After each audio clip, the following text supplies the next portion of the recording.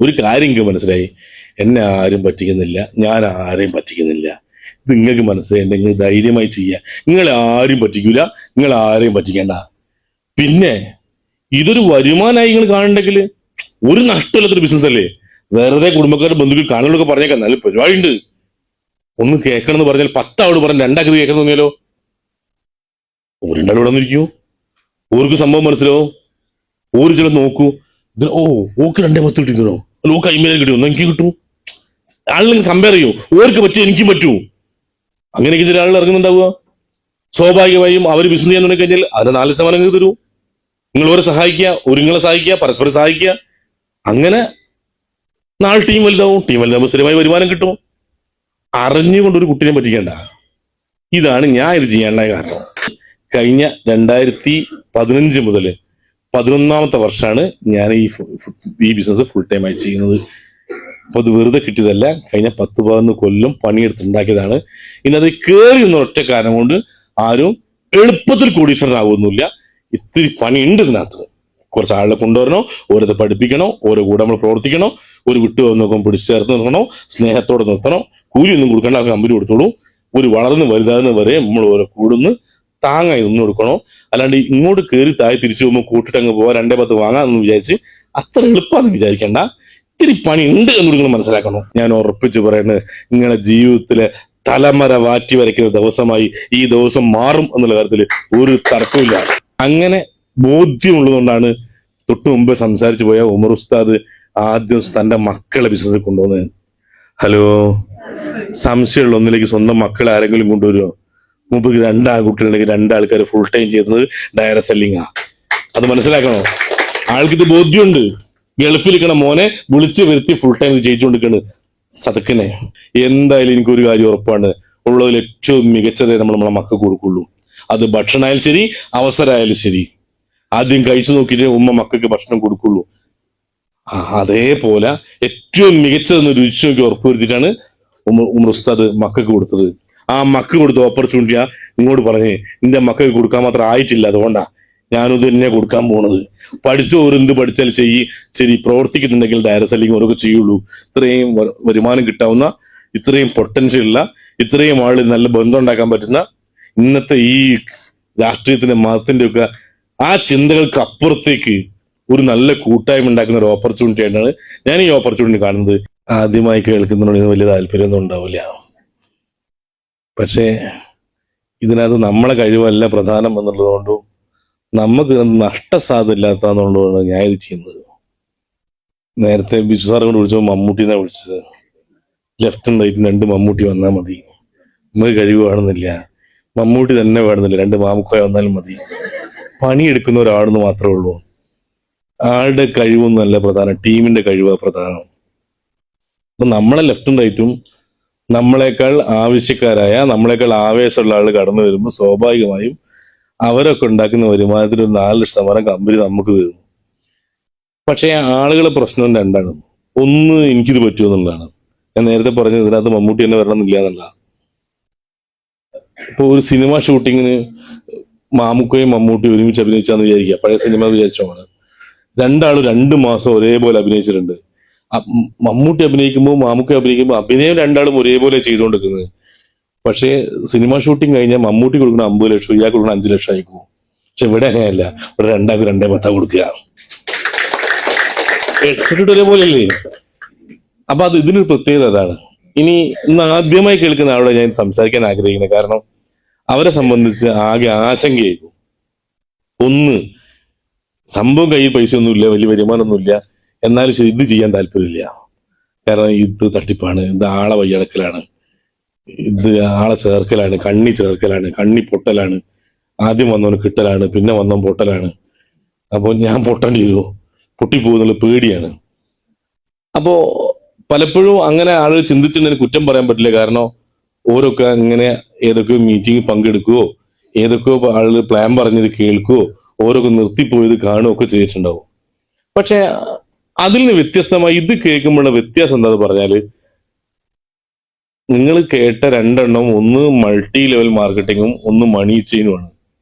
ഈ മണി ചെയിൻ കേട്ടവരും മണി ചെയിനിൽ പെട്ടവർക്കാണ് പ്രശ്നങ്ങൾ മുഴുവൻ ഉള്ളത്. മണി ചെയിനില് ലീഡേഴ്സ് പറയണത് ഓർക്ക് എന്ത് കിട്ടിയെന്ന് മാത്രമാണ്. അതിന്റെ പ്രധാന ലീഡർക്ക് എന്ത് കിട്ടി. പക്ഷേ മൾട്ടി ലെവൽ മാർക്കറ്റിംഗ് ലീഡർമാർ പറയുന്നത് ഞങ്ങൾക്ക് എന്ത് കിട്ടിയെന്നല്ല, നിങ്ങൾക്ക് എന്ത് കിട്ടുന്ന. പണം മുടക്കുന്നത് നിങ്ങൾക്ക് എന്ത് കിട്ടൂ. മറ്റവൻ പറയുന്നത് പൈസ മുടക്കുന്നത് നിങ്ങൾക്കൊന്നും കിട്ടൂല, ലീഡർക്ക് കിട്ടിയത് കാണിച്ചില്ല. ലക്ഷങ്ങൾ കിട്ടി, കോടികൾ കിട്ടി, കാറുകൾ കിട്ടി, ഇങ്ങനെ പറയാം. ഇവിടെ ഞാൻ പറയണത് നിങ്ങൾ മുടക്കുന്ന പൈസക്ക് നിങ്ങൾ നിലവിൽ ഉപയോഗിച്ചുകൊണ്ടിരിക്കുന്നതിൽ ഏറ്റവും മികച്ച ഉൽപ്പന്നം കിട്ടും, നഷ്ടം ഉണ്ടാവില്ല. അപ്പൊ ആദ്യം നിങ്ങൾക്ക് കിട്ടുന്ന കാര്യം നമ്മൾ നോക്കുന്നത് മുടക്കുന്ന പൈസക്ക് നല്ല സാധനം കിട്ടും. നിങ്ങൾ ഇത്രയും കാലം ഉപയോഗിച്ച ടൂത്ത് പേസ്റ്റ് പകരം അതിനേക്കാൾ മികച്ച ക്വാളിറ്റിയുള്ള ടൂത്ത് പേസ്റ്റ്, നിങ്ങൾ ഇത്രയും കാലം ഉപയോഗിച്ച ടോയ്ലറ്റ് ക്ലീനർ പകരം അതിനേക്കാൾ മികച്ചത്, നിങ്ങൾ ഉപയോഗിക്കുന്ന വെൽനസ് ഉൽപ്പന്നങ്ങൾ മികച്ചത്, ഇങ്ങനെ ഈ നാട്ടിൽ കിട്ടുന്ന ഏറ്റവും മികച്ച ഉൽപ്പന്നങ്ങളാണ് ഈ കമ്പനി കൊടുക്കുന്നത്. അത് ആദ്യമായി നിങ്ങൾ വാങ്ങിയിട്ടുണ്ടെങ്കിൽ, അല്ലെങ്കിൽ നമ്മുടെ നാട്ടിലെ ആളുകൾ വാങ്ങിയിട്ടുണ്ടെങ്കിൽ, ഈ ഉൽപ്പന്നം വാങ്ങിച്ചവരൊന്നും ഉൽപ്പന്നത്തിന്റെ ഗുണനിലവാരം പഠിച്ച് മനസ്സിലാക്കി അതിന് മേലെയുള്ള മാർക്കുകൾ പഠിച്ച് സർക്കാർ കൊടുത്ത അംഗീകാരങ്ങൾ നോക്കിയിട്ടല്ല വാങ്ങുന്നത്. കൊണ്ട കൊടുത്ത നിങ്ങൾ ആരാ? നിങ്ങളെ മുഖം മാത്രമേ നോക്കിയിട്ടുള്ളൂ. നിങ്ങൾ പരിചയക്കാരായതുകൊണ്ട്, നിങ്ങളെ ഒഴിവാക്കാൻ പറ്റാത്തതുകൊണ്ട്, ചിലപ്പോൾ നിങ്ങളെ പെരുമാറ്റം ഇഷ്ടമായതുകൊണ്ട് നിങ്ങളൊന്ന് ഉൽപ്പന്നം വാങ്ങിയിട്ടുണ്ടാവും. ആ ആദ്യത്തെ വാങ്ങലിനെ ഒരു കമ്പനിയുടെ ഉൽപ്പന്നത്തിന്റെ ഗുണനിലവാരമായി കാണേണ്ടതില്ല. അത് നമ്മളെ ഫേസ് വാല്യൂ. നിങ്ങൾ ഇത്രയും കാലം എങ്ങനെയാ ജീവിച്ചത്, അതനുസരിച്ചുണ്ടാവും ആ വാങ്ങൽ കിടക്കുന്നത്. പക്ഷേ ഈ കമ്പനിയുടെ ഉൽപ്പന്നങ്ങൾ ഒരു തവണ വാങ്ങിക്കുന്നവർ വീണ്ടും വീണ്ടും വാങ്ങിക്കുന്നതാണ് സത്യം. ആ രണ്ടാമത്തെ വാങ്ങലുണ്ടല്ലോ, ആ വാങ്ങല് വിറ്റോന്റെ മുഖം കണ്ടിട്ടല്ല, ഉപയോഗിച്ച ഉൽപ്പന്നത്തിന്റെ ഗുണം കണ്ടിട്ട് തന്നെയാണ്. അങ്ങനെ ആൾ വീണ്ടും വീണ്ടും വാങ്ങുന്നു എന്നുള്ളതാണ് ഈ കമ്പനിയുടെ ഈ ഉൽപ്പന്നങ്ങളുടെ പ്രത്യേകത. നിങ്ങൾ ഇതിനകത്ത് സ്വയം അടുത്തിരിക്കുന്നവരൊന്ന് പരിചയപ്പെട്ടിട്ട് ഒരിത്തിരി നേരത്തെ വന്നിട്ടുണ്ടെങ്കിൽ അവരോട് ചോദിക്കുക, നിങ്ങൾ ഉൽപ്പന്നം വാങ്ങി ഉപയോഗിച്ച് നോക്കിയിട്ടുണ്ടോ, എങ്ങനെ ഉണ്ടായിരുന്നു ചോദിക്കുക. ഞങ്ങൾ ആരെയും കൊണ്ട് പരിചയപ്പെടുത്തില്ല, നിങ്ങൾക്ക് ഇഷ്ടമുള്ള ആൾക്കാരോട് ചോദിച്ചു നോക്ക്. എന്നിട്ട് ഓരോക്കെ പറയണത് ഒരു വരുമാനം കിട്ടുമെന്ന് എനിക്കറിയില്ല, പ്രവർത്തിച്ചോടാണെന്ന് എനിക്കറിയില്ല, പക്ഷെ ഒരു വാങ്ങിയ ഉൽപ്പന്നങ്ങൾ മികച്ചതായതുകൊണ്ടാട്ടാ ഇവിടെ വന്ന് കേൾക്കുന്നതെന്ന് ഒരു കൂടി പറയും. ഉൽപ്പന്നങ്ങൾ മികച്ചതാണ്, നിങ്ങൾ പരസ്പരം ചോദിച്ചു നോക്കിയിട്ട് അല്ല എന്ന് പറയുകയാണെങ്കിൽ നിങ്ങൾ എന്നോട് പറയും, ഞാനത് കഴിഞ്ഞിട്ടേ പോവുള്ളൂ. അത്രയ്ക്ക് ഗ്യാരണ്ടി എനിക്ക്. ഏറ്റവും മികച്ച ഉൽപ്പന്നങ്ങൾ നമ്മൾ കൊടുത്തുകൊണ്ടിരിക്കുന്നത്. ആ ഉൽപ്പന്നങ്ങൾ നിങ്ങൾ മുടക്കുന്ന പൈസക്ക് നല്ല ഉൽപ്പന്നം കിട്ടി, അത് വാങ്ങി ഉപയോഗിക്കാം. ഉപയോഗിച്ച് നല്ലതാണല്ലോ എന്താ ചെയ്യുക, മറ്റുള്ള ആൾക്കാരോട് പറയാ. സ്വാഭാവികം മറ്റുള്ള ആൾക്കാർ പറയുന്ന സമയത്ത് നിങ്ങൾ ഉപയോഗിച്ചതിന് ഗുണം കേട്ട് കഴിഞ്ഞവരെന്താ പറയാ, ഒന്ന് എനിക്ക് തന്നേക്ക്. ആ സമയത്ത് അത് കൊടുക്കുമ്പോൾ നിങ്ങൾക്ക് ഒരു കച്ചവടക്കാരനായി മാറാം. ഇത്രയും കാലം നിങ്ങൾ ഉൽപ്പന്നങ്ങൾ വാങ്ങിയിട്ട് മാത്രമേ ഉള്ളൂ, ഉൽപ്പന്നം വിറ്റിട്ടില്ല. ഇവിടെ വിൽക്കുന്ന സമയത്ത് ഒരു ലാഭം കിട്ടുന്നുണ്ട്, ആ വിൽക്കുന്ന ആൾക്കാണ് വരുമാനം കിട്ടുന്നത്. അങ്ങനെ മറ്റുള്ള ആൾക്ക് ഈ ഉൽപ്പന്നം കൊടുക്കുമ്പോൾ ഒരു ലാഭം ഉണ്ടാക്കാനാ പറയണത്. ഇനി ചില ആളുകൾ പറയണേ വിൽക്കാനൊന്നും എന്നെ കൊണ്ടാവൂല, പക്ഷെ പരിപാടി നല്ലതാണെങ്കിൽ, തട്ടിപ്പും വെട്ടിപ്പും ഒന്നല്ലെങ്കിൽ 10 ആളെ ഞാൻ പരിചയപ്പെടുത്തരാം. അങ്ങനെ നിങ്ങൾ ആളെ പരിചയപ്പെടുത്തുകയാണെങ്കിൽ അവര് വാങ്ങി ഉപയോഗിക്കുന്ന ഉൽപ്പന്നങ്ങളിൽ അവര് വിൽക്കുന്നതിന്റെയും അവരിലൂടെ വിൽക്കുന്നതിന്റെയും 4% കമ്പനിക്ക് മാറ്റിവെക്കും. കാരണം ഈ ഉൽപ്പന്നങ്ങൾക്ക് ഒരു പരസ്യവും ഒരു പത്രത്തിലും ഒരു മാധ്യമങ്ങളിലും ഒരു TV ചാനലിലും എവിടെയെങ്കിലും കാണില്ല. ആ പരസ്യക്കാരന് കൊടുക്കേണ്ട, കടകളിലൂടെ ആണെങ്കിൽ ഹോൾസെയിലേഴ്സിനും അതിന് മേലേക്കും ആൾ കൊടുക്കേണ്ട ആ പൈസ നമുക്ക് വേണ്ടി കമ്പനി മാറ്റി വെച്ചിട്ടുണ്ട്. അത് 4% നിങ്ങൾക്ക് തരും. അത് ഒരാഴ്ചയിൽ കൂട്ടിവെച്ച് ഓരോ വെള്ളിയാഴ്ച ക്ലോസിംഗ് കഴിഞ്ഞ ബുധനാഴ്ചകളിൽ 450 ഉറുപ്പ്യ മുതൽ 2,10,000 വരെ തരാവുന്ന ഒരു പ്ലാൻ കമ്പനിയുടെ കയ്യിലുണ്ട്. 450 വേണോ 210 വേണോ നിങ്ങളാ തീരുമാനിക്കുന്നത്. നിങ്ങൾ 450 പണിയെടുത്താൽ 450 കിട്ടും. നിങ്ങൾ കൂടെ കുറെ ആള് ചേർന്ന് ഓരൊക്കെ 450 പണിയെടുക്കാൻ തുടങ്ങുമ്പോൾ നിങ്ങൾ വരുമാനം കുത്തനെ കൂടും. ഞാൻ ആദ്യമായി വാങ്ങിയ വരുമാനം 733 ഉറുപ്പ്യാണ്. ആദ്യത്തെ വരുമാനം 733. അതൊരു 1000 ആയി കാണാൻ ഒരുപാട് ആഗ്രഹിച്ചിട്ടുണ്ട്. 1000 കിട്ടിയ സമയത്ത് 2000 ആക്കാൻ ആഗ്രഹിച്ചിട്ടുണ്ട്. 2000 കിട്ടിയപ്പോ ഒരു 5000 ആക്കാൻ ആഗ്രഹിച്ചിട്ടുണ്ട്. 5000 കിട്ടിയപ്പോ 10000 ആക്കാൻ ആഗ്രഹിച്ചിട്ടുണ്ട്. 10000 കിട്ടിയപ്പോ 25,000, 50,000, 1 ലക്ഷവും, പിന്നെ 1.5 ലക്ഷവും 2ഉം 210. അതിന് മുകളിലേക്ക് ആഗ്രഹിച്ചിട്ട് കാര്യമില്ല, 210 മാക്സിമം തരുള്ളൂ. ആ 210 ഒരു ID കിട്ടി തുടങ്ങിയ സമയത്ത് എന്നാ അടുത്തൊരു ID കിട്ടുകയാണെങ്കിൽ പോരട്ടെ നേരിട്ട് ഭാര്യന്റെ പേരിൽ ഒരു ID സ്റ്റാർട്ട് ചെയ്ത് അതും ഡെവലപ്പ് ചെയ്ത് അതിനകത്തുനിന്നും 210 ഞാൻ വാങ്ങിയിട്ടുണ്ട്. അപ്പോ 2 ഐഡിയിൽ 2-10 വാങ്ങാനുള്ള ഒരു ഭാഗ്യം എനിക്ക് ഉണ്ടായിട്ടുണ്ട്. ഇത് എനിക്ക് മാത്രമല്ല, നിങ്ങൾ എടുത്താൽ നിങ്ങൾക്ക് കിട്ടും. ഞാൻ എടുത്ത പണി നിങ്ങൾ എടുത്താൽ ഇതേ വരുമാനം നിങ്ങൾക്ക് കിട്ടും. അതിനിടയിൽ 100 തവണ നിർത്തിപ്പോയാലും ഞാൻ ആലോചിച്ചിട്ടുണ്ട്. കാരണം എന്താ, അന്ന് ഇത്ര അനുകൂലമായ ഒരു സാഹചര്യമില്ല. ആദ്യത്തെ മീറ്റിങ്ങിന് ഞാൻ വിചാരിച്ചു ഞാൻ വിളിക്കുന്ന എല്ലാവരും വരുന്നത്. ഞാൻ നാട്ടിലെ സജീവ പൊതുപ്രവർത്തകനാണ്. ഞാൻ നല്ല ഒച്ചത്തിൽ മുദ്രാവാക്യം വിളിക്കുമോ, താമരശ്ശേരി ചുങ്കത്ത് നിന്ന് ഇങ്ങനെ കരാടി വരെ അങ്ങനെ കറങ്ങി മുദ്രാവാക്യം വിളിച്ചു പോകാനാണ്. നല്ല ഒച്ചത്തിൽ വിളിക്കൂ. കുട്ടിയായ സമയത്ത് കുട്ടികളെ സംഘടിപ്പിച്ച് വിദ്യാർത്ഥി രാഷ്ട്രീയത്തിൽ, യുവജന സംഘടന രംഗത്ത്, പൊതുപ്രവർത്തന രംഗത്തൊക്കെ അങ്ങ് നിറഞ്ഞു നിൽക്കുകയാണ് വർഷങ്ങളായിട്ട്. അപ്പോ എന്റെ ബന്ധങ്ങൾ വെച്ച് ഞാൻ ഒരു 100 ആൾക്കാരെ വിളിച്ചാൽ 100 ആൾ വരേണ്ടതാണ്. അങ്ങനെ ഞാൻ വിചാരിച്ച് രക്ഷപ്പെടാനുള്ള വിളിയല്ലേ എല്ലാവരും വരുന്ന എഴുതി. പക്ഷെ മൊത്തത്തിൽ 13 ആൾക്കാരാ വന്നത്. അന്നപ്പോ സംഭവം എനിക്ക് മനസ്സിലായത്, ആളുകൾക്ക് ഇന്നോടുള്ള ദേഷ്യം കൊണ്ട് വരാണ്ടതല്ലോ, ഓനെടോ കുടുങ്ങിക്കുന്നത്, ഓന്റെ കൂടെ പോയി കുടുങ്ങേണ്ട വരേണ്ടതാ. പല സമയത്തും നമ്മള് സംഘടന രാഷ്ട്രീയ സമയത്ത് വേറെ രാഷ്ട്രീയ പാർട്ടിക്കായിട്ട് എന്തെങ്കിലും ചില പ്രശ്നങ്ങളൊക്കെ ഉണ്ടാകുന്ന സമയത്ത് നമ്മള് മൊബൈലിൽ വിളിച്ചു കഴിഞ്ഞാൽ അപ്പോഴേക്കും ഒരു 10-20 ആൾക്കാർ എത്തൂ. അതെന്തിനാ? തല്ലുണ്ടാക്കാനാ. തല്ലുണ്ടാക്കി ഇതൊന്നും ചെയ്യുമ്പോൾ ആൾക്കാർക്ക് ഒരു പ്രയാസമില്ല. പക്ഷെ രക്ഷപ്പെടാൻ വിളിച്ച സമയത്ത് മരണവിളി വിളിച്ചിട്ടും 13 ആൾക്കാരെ വന്നിട്ടുള്ളൂ. അപ്പൊ ഒരു കാര്യം എനിക്ക് മനസ്സിലായി, ഞാൻ ഇത് അറിയുന്നതിന് മുമ്പേ നാട്ടുകാർക്ക് ഇത് മനസ്സിലാക്കിയിട്ടുണ്ട്. ആരും വന്നില്ല എന്ന് മാത്രമല്ല, ബാക്കി എല്ലാവരും വിളിച്ചു പറയുക, വലിയ തൈയുടെ ഇന്ന് കുടിക്ക് വെറുതെ പോകാൻ നിൽക്കണം കേട്ടോ, എന്നെ വിളിച്ചിട്ട് ഞാൻ പോയില്ല കേട്ടോ, ഈ പോയിക്കോ. അങ്ങനെ വരാൻ വിചാരിച്ചൊന്നും വന്നില്ല. പക്ഷെ വന്ന 13 ഉണ്ടല്ലോ, ഓരോ മുമ്പിൽ ഞാൻ പറഞ്ഞതാ ഇതൊരു ഉഗ്രം പ്രോഗ്രാമാ. അതിലെനിക്ക് സംശയമൊന്നുമില്ല. കാരണം മുടക്കുന്ന പൈസ നല്ല ഉൽപ്പന്നം കിട്ടുന്നു, ഒരുത്തരം ഞാൻ പറ്റിക്കില്ല. എന്റെ പ്രശ്നം ആളെ പറ്റിക്കുന്നതിന് മുമ്പ് എന്നെ ആരും പറ്റിക്കരുത്. ഞാൻ അധ്വാനിച്ചുണ്ടാക്കിയ പൈസ എന്നെ പറ്റിക്കരുത്. ഞാൻ നോക്കുമ്പോൾ മുടക്കുന്ന പൈസ സാധനം കിട്ടുന്നുണ്ട്, ഞാൻ ആരെയും പറ്റിക്കില്ല. പിന്നെ എന്നെ ആരും പറ്റിക്കില്ല.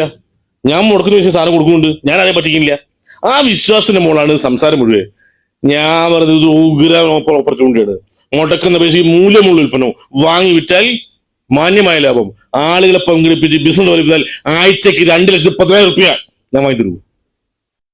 അപ്പോ വിളിച്ചപ്പോ എന്റെ കൂട്ടുകാരാണല്ലോ മുമ്പ് ദൂരത്തെ. അല്ല എനിക്കിപ്പോ എന്ത് കിട്ടി?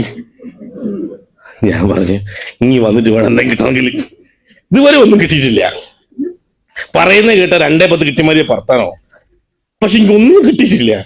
ആ ചോദ്യം സത്യത്തിൽ ഉടുതുണി അതിന് പോയ പോലെ എനിക്ക് തോന്നിയത്. ഇത്ര സ്ട്രോങ് ആയിട്ട് ആഴ്ചക്ക് 2-10 വാങ്ങി തരുന്നൊക്കെ പറയും. മറ്റും ചോദിക്കും എനിക്കെന്ത് കിട്ടി, ഉള്ളത് പറയാം എനിക്കെന്ത് കിട്ടി. ഞാൻ പറയും എനിക്കൊന്നും കിട്ടിയിട്ടില്ല. നിങ്ങൾ വന്നിട്ട് ഇവിടെ എന്തെങ്കിലും കിട്ടണമെങ്കിൽ അപ്പൊ തന്നെ തോന്നും ഇന്നത്തോട് പരിപാടി നിർത്തിക്കളാന്ന്. നിർത്താൻ തോന്നി എത്രയോ ദിവസങ്ങളുണ്ട്. കാരണം പലരും കളിയാക്കുക, പിന്നോട്ട് വലിക്കുക. കല്യാണ വീട്ടിലേക്ക് പോയിട്ടുണ്ടെങ്കിൽ നമ്മൾ ലേറ്റ് ആയി പോകും, മീറ്റിംഗ് കഴിഞ്ഞ് എത്തുമ്പോഴേക്ക്. അപ്പോൾ വന്നപാട് നേരെ പോകുന്നത് ലേറ്റ് ആയി കൊണ്ട് വരുമ്പോൾ ഭക്ഷണം മൂടി പോകുന്നതിന് മുമ്പ് ഉള്ളത് വാങ്ങി കഴിക്കാൻ അങ്ങോട്ട് പോകുന്നതാണ്. അവൻ ബാക്കിന്ന് 2 തിരിഞ്ഞൊക്കെ പോകും, ആരുമില്ല. പിന്നെ ഇത് ഇതും ഇറങ്ങില്ല. 2 ഇതെത്രയോ കേട്ടില്ല. ഹലോ, അതിന്റെ വാശി ഞാൻ തീർത്ത് എങ്ങനെ അറിയോ? മുമ്പിൽ 1 കോടി രൂപ കാറുണ്ട്, അതിന്റെ നമ്പർ 210 എന്നാ. 210 എന്നാണ് സർക്കാരിന്റെ കണക്കിൽ. എന്റെ ആണെങ്കിൽ 210. അങ്ങനെയാണ് എങ്ങനെ കണക്ക് തീർക്കുക? ഇപ്പൊ 210 കാറിൽ പോകുന്ന സമയത്ത് എന്നെ കളിയാക്കുക എല്ലാവരും. ഹലോ, 1 കോടി രൂപ കാറിലേക്ക് മാറാൻ ഈ ഓപ്പർച്യൂണിറ്റി സഹായിച്ച് വിളിച്ചോ. ഇപ്പോഴും കട്ടപ്പുറത്താണ് തന്നെയാണ്. ഈ കളിയാക്കുന്നവർ ഇപ്പോഴും അതേ കട്ടപ്പുറത്ത് തന്നെയാണുള്ളത്. ഓന്റെ പണി 210 വിളിക്കലും കൈയാണിക്കലും തന്നെയാണ്. പക്ഷെ നമ്മൾ ഒരുപാട് മാറി. ഒരു കാര്യം എനിക്ക് മനസ്സിലായി, എന്നെ ആരും പറ്റിക്കുന്നില്ല, ഞാൻ ആരെയും പറ്റിക്കുന്നില്ല. ഇത് നിങ്ങൾക്ക് മനസ്സിലായിട്ടുണ്ടെങ്കിൽ ധൈര്യമായി ചെയ്യുക. നിങ്ങളെ ആരും പറ്റിക്കൂല, നിങ്ങൾ ആരെയും പറ്റിക്കേണ്ട. പിന്നെ ഇതൊരു വരുമാനമായി നിങ്ങൾ കാണുന്നുണ്ടെങ്കിൽ ഒരു നഷ്ടമില്ലാത്തൊരു ബിസിനസ് അല്ലേ. വെറുതെ കുടുംബക്കാരുടെ ബന്ധുക്കൾ കാണുന്നതൊക്കെ പറഞ്ഞേക്കാം, നല്ല പരിപാടി ഉണ്ട്. ഒന്ന് കേൾക്കണം എന്ന് പറഞ്ഞാൽ 10 ആളോട് പറഞ്ഞ് 2 ആൾക്ക് കേൾക്കണം തോന്നിയാലോ? 2 ആൾ ഇവിടെ വന്നിരിക്കൂ, ഓർക്ക് സംഭവം മനസ്സിലാവും. ഓര് ചില നോക്കൂ, ഓക്ക് 2-10 കിട്ടിയോ, അല്ല ഓക്ക് 50,000 കിട്ടിയോ, എനിക്ക് കിട്ടും. ആളുകൾ കമ്പയർ ചെയ്യൂ, ഓർക്ക് പറ്റി എനിക്കും പറ്റൂ. അങ്ങനെയൊക്കെ ചില ആളുകൾ ഇറങ്ങുന്നുണ്ടാവുക. സ്വാഭാവികമായും അവർ ബിസിനസ് ചെയ്യാൻ തുടങ്ങി കഴിഞ്ഞാൽ അത് 4% തരൂ. നിങ്ങൾ ഓരെ സഹായിക്കുക, ഒരു നിങ്ങളെ സഹായിക്കുക, പരസ്പരം സഹായിക്കുക. അങ്ങനെ നാളെ ടീം വലുതാവും. ടീം വലുതാവുമ്പോൾ സ്ഥിരമായി വരുമാനം കിട്ടും. അറിഞ്ഞുകൊണ്ടൊരു കുട്ടീനെ പറ്റിക്കേണ്ട. ഇതാണ് ഞാൻ ഇത് ചെയ്യാനുള്ള കാരണം. ഇതൊക്കെ മനസ്സിലാക്കി കഴിഞ്ഞാൽ ഒരുപാട് ചിന്തിക്കേണ്ട ആവശ്യമൊന്നുമില്ല ഈ ഓപ്പർച്യൂണിറ്റി ചെയ്യണമെന്നുണ്ടെങ്കിൽ. പിന്നെ മറ്റു കമ്പനികൾ, ഞാൻ വേറൊരു കമ്പനി കുറ്റം പറയാൻ ആളല്ല, പക്ഷേ മണി ചെയിൻ കമ്പനികൾ നാട്ടിൽ കുറേ ആളെ പണം നഷ്ടപ്പെടുത്തിയിട്ടുണ്ട്. അത് കേൾക്കാൻ പോയി കഴിഞ്ഞാൽ ഇത് ചെയ്യാൻ തോന്നൂല. അതുകൊണ്ടാണ് പല ആൾക്കാരും ഇതിനെ എതിർക്കുന്നത്. അതും ഇത് രണ്ടാമത് മനസ്സിലാക്കി കഴിഞ്ഞാൽ പ്രശ്നമില്ല. ഹലോ, നിങ്ങള് ഓരോട് ഇതൊന്ന് പറഞ്ഞോട്ട് നോക്കി. ഈ മണി ചെയിൻ ചെയ്ത ആളുണ്ടല്ലോ പുടിയിക്കണേ, ഒരു ദേഷ്യം ഉണ്ടാവും. നിങ്ങൾ പറഞ്ഞു നോക്കി, മുടക്കുന്ന നല്ല സാധനം, നഷ്ടം ഉണ്ടാവില്ല. നിങ്ങൾ ഉപയോഗിച്ച് നോക്ക്. ബോധ്യപ്പെടുന്നുണ്ടെങ്കിൽ മറ്റൊരാൾക്ക് കൊടുത്തു നോക്ക്. ഒരു വീണ്ടും വാങ്ങിക്കണ്ടെങ്കിൽ നിങ്ങൾ വാങ്ങി വിറ്റ് നോക്ക്. ഇനി നിങ്ങൾ ബിസിനസ്സായി ചെയ്യാൻ വേണ്ടി നല്ല പരിചയപ്പെടുത്തി നോക്ക്. അങ്ങനെ പറയണത് ചെയ്യുക. സ്വാഭാവികം ഓരോക്കെ നമ്മളോട് വരാൻ ചാൻസ് ഉണ്ട്. ഇന്നലെ മണി ചെയിനിൽപ്പെട്ട ആളുകൾ ഇന്ന് നമ്മളെ തടയുന്നവരാണ്, നാളെ ഓരോക്കെ നമ്മളെ കൂടെ വരേണ്ടവരാ. അതായത് പണ്ട് സർദാജി ഉത്സവത്തിന് പോയ സമയത്ത് ഉത്സവ സ്ഥലത്ത് ഭാര്യനെ കാണായിപ്പോയി. ഇയാൾ തെരച്ചിലോട് തെരച്ചില്. ആ ഉത്സവപ്പറമ്പ് മുഴുവൻ തെരഞ്ഞിട്ടും ഭാര്യനെ കാണുന്നില്ല. അങ്ങനെ മൂപ്പര് ക്ഷീണിച്ച അവസരമായി ഒരു ഭാഗത്ത് ഇരിക്കാൻ പോകുമ്പോൾ ആരുടെ ഒരു ചങ്ങായി തലയിൽ താത്തി കുത്തിരിക്കുന്നത്. അപ്പൊ സർദാജി ഇങ്ങനെ എന്തായാലും ഇരിക്കുന്നത്? ഓൻ പറയും, നിന്റെ ഭാര്യനെ കാണുന്നില്ല, ഞാൻ എല്ലായിടത്തിലും തെരഞ്ഞ് അങ്ങനെ അവിടെ നിന്ന് കുത്തിരിക്കാന്ന്. അപ്പൊ സർദാജി, ഞാനും അതേ അവസ്ഥയിലാണ്, നിന്റെ ഭാര്യനെയും കാണുന്നില്ല. ഇത് മൂപ്പര് അങ്ങോട്ട് ചോദിക്കുക, അല്ല എന്റെ ഭാര്യനെ കണ്ട എങ്ങനെ ഉണ്ടാവും? ഞാൻ ഇപ്പൊ കുറേ തെരഞ്ഞു വന്നല്ലേ, ആടെ എങ്ങനെ അഥവാ എന്റെ ഭാര്യനെ കണ്ടിക്കോന്ന് അറിയാൻ വേണ്ടി ചോദിക്കാണ്. എന്റെ ഭാര്യനെ കണ്ട എങ്ങനെ ഉണ്ടാവും? അപ്പൊ മൂപ്പര് പറയാണ്, നല്ല വെളുത്ത നിറോ, ഒത്തുയരോ, മുട്ടോളം മുടി, തുടുത്ത മുഖം, തത്തമ്മ ചുണ്ട്. ഇയാൾ പറയാ, നീക്കി നമുക്ക് ഒന്നുകൂടി തെരയാൻ പോവാന്ന്. ആ മറ്റോ ചോദിച്ചല്ല, നിങ്ങളെ ഭാര്യനെ കണ്ട എങ്ങനെ ഉണ്ടാവും? അത് പോട്ടെ, നമ്മളിപ്പോ ഞങ്ങളെ നോക്കാന്ന്. ഹലോ, നിങ്ങള് മണീച്ചേനോട് പറഞ്ഞു കഴിഞ്ഞിട്ടുണ്ടെങ്കിൽ ഓൻ പറയും, ഇന്റെ പോട്ടെ, നമ്മൾ കണ്ടാൽ കൂടി നിങ്ങളെ നോക്കാന്നറിയോ? അത്രയ്ക്ക് നല്ല പ്ലാനാ. ആഴ്ചക്ക് 2-10 വാങ്ങുന്ന ഇഷ്ടംപോലെ ലീഡർമാരെ കാണിച്ചു കൊടുക്കാനുണ്ട്. പ്രൊഡക്റ്റ് ഉപയോഗിച്ച് റിസൾട്ട് കിട്ടിയ ഇഷ്ടംപോലെ ആളെ കാണിക്കാനുണ്ട്. ഈ നഷ്ടസാധ്യതയുള്ള ഒരാളെ അത് കാണില്ല. എന്റെ 50,000 പോയി, 1 ലക്ഷം പോയി, 5 ലക്ഷം പോയി, 10 ലക്ഷം പോയി, അങ്ങനെ ഒരാളോട് പൈസ വാങ്ങി പോണ പരിപാടി ഇല്ലാന്ന്. പിന്നെ ഇപ്പൊ എന്തിനാ പേടിക്കുന്നത്? അതുകൊണ്ട് തന്നെ ധൈര്യമായി ആളെ കൂടെ കൊണ്ടുവരിക, ഓരെ കൊണ്ടൊന്ന് കേൾപ്പിക്കുക, ഒന്ന് മനസ്സ് തുറന്ന് കേൾക്കാൻ പറയാം. എന്തെങ്കിലും നഷ്ടം ഉണ്ടോ എന്ന് ചോദിക്കുക. അതല്ല, എന്തെങ്കിലും വരുമാനം ഉണ്ടെങ്കിൽ നമ്മൾ എന്തെങ്കിലും ചെയ്യണോ? ഇതുവരെ ഇല്ലാത്ത എന്തെങ്കിലും നേടണമെങ്കിൽ ഇതുവരെ ചെയ്യാത്ത എന്തെങ്കിലും ചെയ്യണോ? എന്തെങ്കിലും ചെയ്തു നോക്കുക. ഒന്നും ചെയ്യാണ്ട് ലോകത്തൊന്നും കിട്ടൂല. അങ്ങനെ മുതൽ മുടക്കില്ലാതെ സൈഡായി ചെയ്തു തുടങ്ങാവുന്ന ഒരു ഗോൾഡൻ ഓപ്പർച്യൂണിറ്റി. പിന്നെ ടീമായിട്ടാണ് പ്രവർത്തിക്കുന്നത്. ഏതെങ്കിലും ഒരു വ്യക്തിന്റെ കഴിവുകേടോ ഒന്നും അല്ലത്. നിങ്ങൾ ഒറ്റയ്ക്ക് ചെയ്യുന്നതിനേക്കാൾ നല്ലത് കൂട്ടായി ചെയ്യുന്ന. നിങ്ങൾക്ക് ഒറ്റയ്ക്ക് വേഗത്തിൽ സഞ്ചരിക്കാൻ ഒറ്റയ്ക്ക് സഞ്ചരിക്കാന്നല്ലേ പറഞ്ഞത്. എന്നാൽ ഒരുപാട് ദൂരം സഞ്ചരിക്കണമെങ്കിൽ കൂട്ടമായി സഞ്ചരിക്കാൻ നല്ലത്. നിങ്ങൾ കണ്ടില്ലേ, ഒരു പറമ്പിൽ നിന്ന് മറ്റേ പറമ്പിലേക്ക് കാക്കച്ച് ഒറ്റയ്ക്ക് പറക്കും. പക്ഷേ ദേശാടന പക്ഷികൾ കൂട്ടായിട്ടാണ് പറക്കുക. അവർക്ക് ഒരുപാട് കിലോമീറ്റർ താണ്ടാനുള്ളതാണ്. നമുക്ക് അങ്ങ് ഒരുപാട് കാലം ചെയ്യാനുള്ളതാ. ടീമായിട്ട് പ്രവർത്തിക്കുക.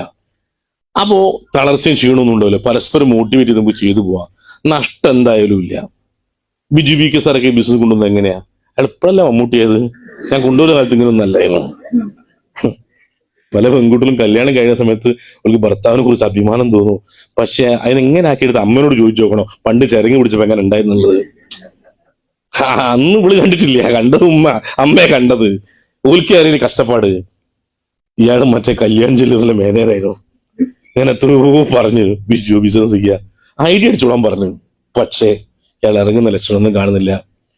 ഞാനിന്നൊരു ഇടയ്ക്കിടയ്ക്ക് ഒന്ന് കല്യാൺ ജ്വല്ലറിന് മുമ്പ് പോകും. ബിസാറേ, നമ്മളൊന്ന് ബിസിനസ്സിന് ഇറങ്ങുക, നല്ല വളർച്ചയുണ്ട്. അവൻ പറയുക, ക്യാമറ കൊടുക്കും, നീ ക്യാമറ കൊടുക്കും, നിന്റെ പണി പോകും, മറിക്കും എന്നെ അങ്ങനെ തള്ളി പുറത്താക്കും. അങ്ങനെ ഞാൻ ഓന്റെ ഷോപ്പിന് മുമ്പിൽ വെക്കും, എന്നിട്ട് കൊടുക്കട്ടെ, റോഡുമേൽ നിന്നിട്ട് ക്യാമറ കൊടുക്കുന്നതിന് എനിക്ക് ഒരുത്തരം പേടിക്കേണ്ട ആവശ്യമില്ല എന്ന് പറഞ്ഞു നോക്കൂ. അങ്ങനെ പറഞ്ഞിട്ടൊന്നും ഇറങ്ങാത്ത മനുഷ്യൻ. അയാൾ പറഞ്ഞു, ഞാനടുത്ത് റീജിയണൽ മാനേജർ ആകാൻ പോവാണ്, ഇപ്പൊ എനിക്ക് 40,000 സാലറി, അത് 60,000 ആകാൻ പോവാണ്, നീ നിന്റെ ജീവിതം കൊള്ളാക്കരുതെന്നാ പറഞ്ഞത്. അങ്ങനെ എന്റെ എല്ലാ പ്രതീക്ഷയും നഷ്ടപ്പെട്ടു. പക്ഷെ അയാൾ ഇറങ്ങിയില്ലെങ്കിൽ ശരി, കൂടുതലുള്ള ആൾക്കാരെ കൊണ്ട് ഞാൻ പണിയെടുക്കാൻ തുടങ്ങും. ആദ്യമായി ഒരാഴ്ച എനിക്ക് 2-10 കിട്ടി. സാധാരണഗതിയിൽ നമുക്ക് പഠിച്ചിട്ട് നല്ല മാർക്ക് കിട്ടിയാല്, ഒരു റാങ്ക് കിട്ടിയാല്, ഒരു നല്ല സർട്ടിഫിക്കറ്റ് കിട്ടിയാല്, ഒരു ജോലി കിട്ടിയാല്, ഒരു നല്ല വരുമാനം കിട്ടിയാല് നമ്മൾ സന്തോഷം പങ്കിടാൻ ആദ്യം വീട്ടിലേക്കാ പോവുക. അത് ഉമ്മാനോടോ ഭാര്യനോടോ മക്കളോടോ ഒക്കെ പങ്കിടാനാ പോവുക. പക്ഷെ ഞാൻ പോയത് എന്റെ വീട്ടിലേക്കല്ല, ഞാൻ പോയത് ഓരുടെ വീട്ടിലേക്കാ. 2-10 അടിച്ചു നടന്ന സമയത്ത് നേരെ വണ്ടി എടുത്ത് പോണത് ബിസാർ വീട്ടിലേക്ക് കഷ്ടകാലത്തിന് പോയപ്പോ ഓനാടല്ല, ഓൻ അമ്മോച്ചൻ ഗൾഫിൽ നിന്ന് വന്നിട്ട് ഭാര്യ വീട്ടിലുള്ളത് പറഞ്ഞ് പോയി ഭാര്യ വീട്ടിൽ അന്വേഷിച്ച് പിടിച്ചേ. അങ്ങനെ അമ്മോച്ചനെ, മരുവനെ, ഭാര്യനെ, അമ്മായിമനൊക്കെ വിളിച്ചിരിച്ച് ഞാൻ വേറൊരു കാര്യം പറയാൻ വന്ന, നിങ്ങൾ ഗൾഫിൽ നിന്ന് വന്ന് കാണാൻ വന്നല്ലേട്ടാ, നിങ്ങളെ മരുവനൊന്ന് കണ്ടു രണ്ട് വർത്താനം പറയാൻ വന്നാണ്. ഞാൻ ഇവരൊരു ബിസിനസ് കൂട്ടിക്കുന്ന ആദ്യത്തെ ഐഡിയ ഇവന്റെ അടിച്ചത്. അതിന് താഴെയുള്ള കുറെ ആൾക്കാരുണ്ട്, ഇയാൾ ഇന്ന് വരെ ഇറങ്ങിയിട്ടില്ല. പക്ഷേ ഇതിനകത്ത് ആഴ്ചക്ക് 2,10,000 കിട്ടും എന്ന് ഞാനോട് പറഞ്ഞിരിക്കുന്നത്. നിങ്ങളെ മരുവനെ കൊണ്ട് 1 ഉറുപ്പ്യേന്റെ കച്ചവടം ചെയ്യാൻ പറ്റിയില്ലെങ്കിലും ബെല്ലിന് ആഴ്ചക്ക് 2,10 വാങ്ങിക്കുന്നത് ആ വിവരം പറയാൻ വേണ്ടി വന്നതാ. പിന്നെ ഞങ്ങൾ വലിയ ബന്ധാന്ന് നിങ്ങൾക്ക് പണ്ടേ അറിയുന്നതാണ്, അതുകൊണ്ടാണ് ഞാനിപ്പോ പറയണത്. ഇനിയും ബിസിനസ്സിൽ ഇറങ്ങിയില്ലെങ്കിൽ ഞങ്ങളെ ബന്ധം അകന്നു പോകും. കാരണം ഞാൻ വലിയ വരുമാനത്തിലേക്ക് പോകുന്ന സമയത്ത് എന്റെ ഭാര്യയ്ക്കും മക്കൾക്കൊന്നും എന്റെ ഫാമിലിക്കൊപ്പം അഡ്ജസ്റ്റ് ചെയ്ത് നിൽക്കാൻ കഴിയുന്ന അവസ്ഥ വരും. എന്റെ കുഴപ്പം കൊണ്ടല്ല, അങ്ങനെ വലിയ സാമ്പത്തിക വ്യത്യാസം വരുമ്പോൾ നമ്മളങ്ങനെ അടുക്കാണ്ടായി പോകും. അങ്ങനെ ഞങ്ങളെ ബന്ധം അകന്നു പോകാൻ ചാൻസ് ഉണ്ട്. ഒന്ന്. രണ്ടാമത്തത്, നിങ്ങൾ ഉറപ്പിച്ചോളി, നിങ്ങളെ മരുവന് ആ കല്യാണം ചെറിയ കിടന്ന് നരയിച്ച് ചാവും. അത് ഞാൻ കാണേണ്ടി വരും. അതുകൊണ്ടുകൂടി ഞാൻ വന്ന് പറഞ്ഞിട്ടോ എന്നും പറഞ്ഞ് ഞാൻ അങ്ങ് ഇറങ്ങി. അമ്മോച്ചൻ ചോദിച്ചു, എന്തിനാ ബിജു ഇവിടെ തന്നെ നിൽക്കുന്നത്? എന്റെ കൂടെ ഒരുപാട് കൊല്ലം ജോലി ചെയ്ത മനുഷ്യനല്ലേ അയാളെ വിശ്വസിച്ചിറങ്ങിക്കൂടെ? അങ്ങനെ ഒരു ഭാഗത്ത് നിന്റെ തള്ളും, മറ്റേ ഭാഗത്ത് മൂപ്പരെ വലിയൂടി ചേർന്നിട്ടാണ് ഇവർ ഇറങ്ങി കിട്ടിയത്. ഹലോ, ഇപ്പൊ മമ്മൂട്ടി, മോഹൻലാലും, അമിതാഭ് ബച്ചനും ഒക്കെ അയക്കൂ. ഓരോ ആളുകളും ഇങ്ങനെയാ വന്നത്. ഇന്ന് കാണുന്ന പല ആളുകളും വന്നത് ലീഡേഴ്സിന് നിർബന്ധം കൊണ്ടാ. ഒരു പക്ഷെ ഇന്നും നിങ്ങളെ പുതുതായി വന്നവരെ ലീഡേഴ്സ് നിർബന്ധിക്കുന്നു, നാളെ നിങ്ങളെ നേട്ടങ്ങൾ കാണാൻ വേണ്ടി തന്നെയാ. നാളെ ഈ നേട്ടം ഉണ്ടാകുന്ന സമയത്ത് നിങ്ങൾ പറയും, അന്ന് എന്നെ ലീഡർമാർ നിർബന്ധിച്ചാൽ ഞാൻ വന്നതെന്ന്. ഇന്ന് നിങ്ങൾ ഊരി രക്ഷപ്പെടാനൊക്കെ നോക്കൂ. ആടിനെ തോട് കിടത്തുന്ന മാതിരി ഒരു ബിസിനസ് അത്. ഹലോ, ഇവിടെ നല്ല തോട്, വെള്ളം, ഇപ്പുറത്ത് നല്ല പുല്ല്. ആടിനെയും കൊണ്ടുകൊണ്ട് വന്നാല് വെള്ളം കണ്ട ആട് പിന്നെ അങ്ങോട്ട് പോവില്ല. അതിനെ കയറ് പിടിച്ച് വലിച്ചിട്ടോ ബേക്കിന്ന് ഉന്തിയിട്ടോ തച്ചിട്ടോ എങ്ങനെങ്കിലും ഒന്ന് ഇപ്പുറത്തി കഴിഞ്ഞാൽ പിന്നെ ആട് ഓട്ടാക്കി എന്നെ പുറകെ ഓടാൻ നമ്മളെ കൊണ്ടാവില്ല. അങ്ങനെ ഞാൻ മുമ്പ് തോടി കടത്തി, പിന്നെ ഇയാൾ ഓട്ടോടി. ഇപ്പോ ആഴ്ചക്ക് 2,10 വാങ്ങാൻ തുടങ്ങി. പിന്നെ ITC ആയി, എത്രയോ കോടി കിട്ടി, വീട് പൊളിച്ചു മാറ്റുന്നു, കാറ് മാറ്റുന്നു. ഹലോ, ഇത് കേൾക്കുന്ന സമയത്ത് നമുക്കൊരു സുഖം ഉണ്ടോ? കൊണ്ടോ നമുക്കൊരു സുഖം ഉണ്ടാവൂലേ? ഇതിന്റെ ഒക്കെ പിന്നിൽ ഞാനും ഉണ്ട്. സത്യത്തില് ബിജുവിനെ വളർത്തി വലുതാക്കിയതൊക്കെ ഓന്റെ അച്ഛനും ഒക്കെ ആണെങ്കിലും ശരി, ഓൻ എങ്ങനെയാക്കിയ ഞാനാന്ന് പറഞ്ഞു തുടങ്ങി അല്ലേ? അങ്ങനെ എത്രയോ ആൾക്ക് നേട്ടം ഉണ്ടായി കൊടുത്തതിന്റെ കഥകൾ പറയാനുണ്ട്. നിങ്ങൾ കോഴിക്കോട് വലിയ മീറ്റിംഗ് സമയത്ത് കുറെ വലിയ വലിയ ലീഡർമാർ പറയും, എന്നെ ബെല്ലി സാറാ ബിസിനസ് കൊണ്ടുവന്ന്, എന്നെ ബെല്ലി സാറാ ബിസിനസ് കൊണ്ടുവന്ന്, ഇങ്ങനെ പറയുന്ന കേൾക്കാം. അത് കേൾക്കുമ്പോൾ തന്നെ ഒരു സുഖ. പക്ഷെ അവനെ കൊണ്ടുപോകുന്ന കാര്യം ഇങ്ങനെ ആലോചിക്കുന്ന സമയത്ത് ചിരിച്ച് മരിക്കും ചിലപ്പോൾ നമ്മള്. അങ്ങനെ അവരൊക്കെ വന്നത്, അങ്ങനെ ഉന്തിരുന്ന് തള്ളിയിട്ട് ഇറങ്ങി ഓടിയൊരു പിടിച്ചുകൊണ്ടുവന്ന കഥയൊക്കെ ഇഷ്ടം പോലെ ഉണ്ട്. നിങ്ങളെ നിർബന്ധം കൊണ്ടുവന്നാണെങ്കിൽ ശരി, ഇന്ന് നിങ്ങൾ ലീഡേഴ്സ് പറയുന്നത് കേട്ട് കുറച്ച് ഉൽപ്പന്നം വാങ്ങി ഉപയോഗിച്ച് നോക്കി, കുറച്ചടുത്ത അയൽവാസിക്കും ബന്ധുക്കും വേണ്ടപ്പെട്ടവരും കൊടുത്ത് നമുക്ക് ഏറ്റവും വേണ്ടപ്പെട്ട കുറച്ച് ആൾക്കാരെ കൊണ്ടുവന്ന് ഈ അവസരം ഒന്ന് കേൾപ്പിച്ച് ഓർക്ക് ഇത് ബോധ്യപ്പെടുത്തി കൊടുത്തു കഴിഞ്ഞാൽ ഞാൻ ഉറപ്പിച്ച് പറയുന്നത്, നിങ്ങളുടെ ജീവിതത്തിലെ തലമര വാറ്റി വരയ്ക്കുന്ന ദിവസമായി ഈ ദിവസം മാറും എന്നുള്ള കാര്യത്തിൽ ഒരു തർക്കമില്ല. അങ്ങനെ ബോധ്യമുള്ളതുകൊണ്ടാണ് തൊട്ടു മുമ്പ് സംസാരിച്ചു പോയ ഉമർ ഉസ്താദ് ആദ്യം തന്റെ മക്കളെ ബിസിനസ്സിൽ കൊണ്ടുവന്നത്. ഹലോ, സംശയമുള്ള ഒന്നിലേക്ക് സ്വന്തം മക്കളെ ആരെങ്കിലും കൊണ്ടുവരുമോ? മുമ്പ് 2 ആൺകുട്ടികളുണ്ടെങ്കിൽ 2 ആൾക്കാർ ഫുൾ ടൈം ചെയ്യുന്നത് ഡയറക്ട് സെല്ലിങ്ങാ.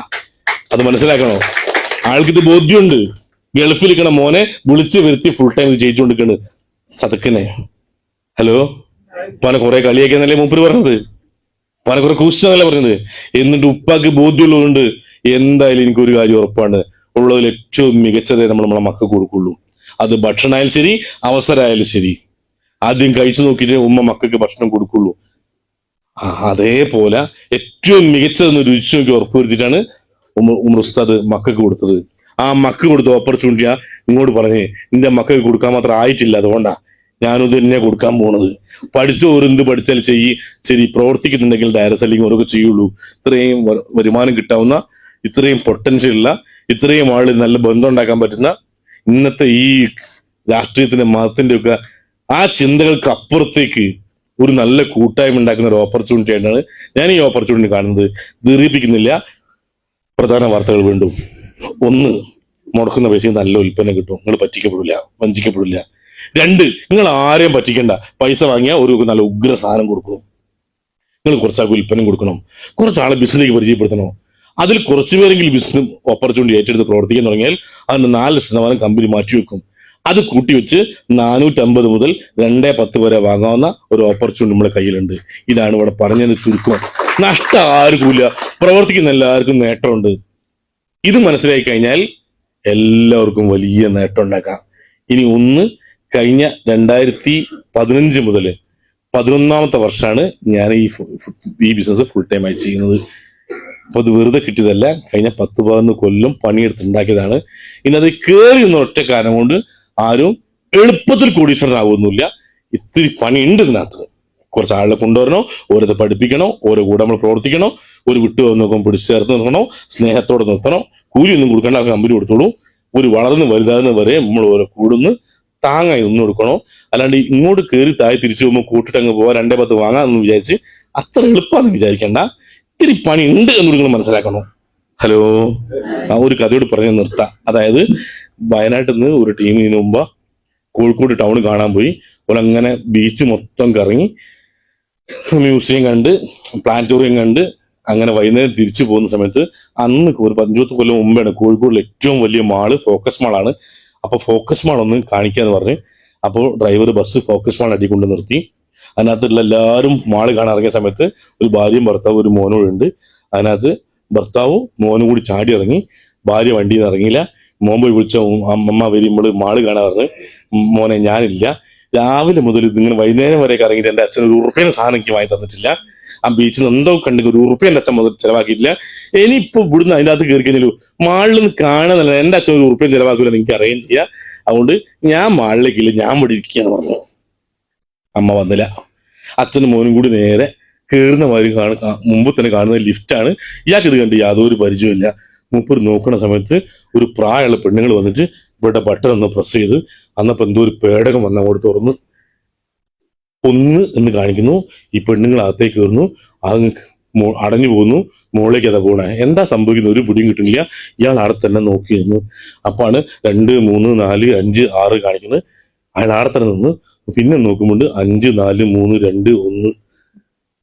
ഇയാൾ അവിടെ തന്നെ നിൽക്കുന്ന സമയത്ത് ഒരു 10-25 വയസ്സ് പ്രായമുള്ള സുന്ദരിയായ ഒരു പെണ്ണ് പുറത്തേക്ക് വന്ന് ഇയാൾ മോനെ വിളിച്ചു പറയാടാ, അമ്മേനെ വിളിച്ച ആ സാധനത്തിലൊന്ന് കയറ്റിന്ന്. എന്നാ മൂപ്പര് വിചാരിച്ചത് അങ്ങോട്ട് പോയി തിരിച്ചു വരുമ്പോഴേക്ക് ഇങ്ങനെ ആയി കിട്ടുന്ന ഒരു ഏർപ്പാട് ഇന്നത്തില്ല. അങ്ങനെ കയറി ഇന്ന് മമ്മൂട്ടിയാക്കണ ഒരു ഏർപ്പാട് ഇന്നത്തില്ല. പണിയെടുത്ത ഒരു 5 കൊല്ലം 6 കൊല്ലം പണിയെടുക്കുകയാണെങ്കിൽ ഒരു കർഷകൻ തെങ്ങ് വെച്ചാൽ 5 കൊല്ലം കാത്തിക്കണമല്ലോ, ഒരു കഴുങ്ങ് വെച്ച ഒരു 3 കൊല്ലം കാത്തിക്കണമല്ലോ. അതേപോലെ ഒരു 3 കൊല്ലം 5 കൊല്ലം കാത്തു നിന്ന് പണിയെടുക്കുകയാണെങ്കിൽ 210 വാങ്ങാന്നു. ആ 210 മരിക്കുന്ന വരെ വാങ്ങാന്നു. മരിച്ചാൽ നോമിനിക്ക് വാങ്ങാന്നു, അതിന്റെ നോമിനിക്ക് വാങ്ങാന്നു. അങ്ങനെ തലമുറ മാറുന്ന ഒരു ഓപ്പർച്യൂണിറ്റി ആണെന്നും അതിനു വേണ്ടിയിട്ട് പണിയെടുക്കാൻ റെഡി ഉണ്ടെങ്കിൽ 2 കൈ അടിച്ചാലേ ശബ്ദം ഉണ്ടാവുള്ളൂ. 1 കൈ ഇങ്ങൾ വെക്കെങ്കിൽ 1 കൈ ഞങ്ങൾ വെക്കാമെന്ന് മാത്രം പറഞ്ഞുകൊണ്ട് ഞാൻ എന്റെ വാക്കുകൾ അവസാനിപ്പിക്കുന്നു. ഇന്ന് GTS പ്രസിഡന്റ് സദക് സാറ്